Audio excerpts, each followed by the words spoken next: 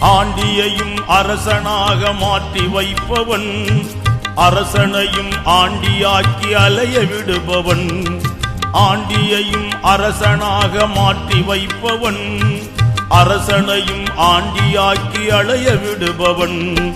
அலைகடலை ஆணையிட்டு அடங்கச் செய்பவன்,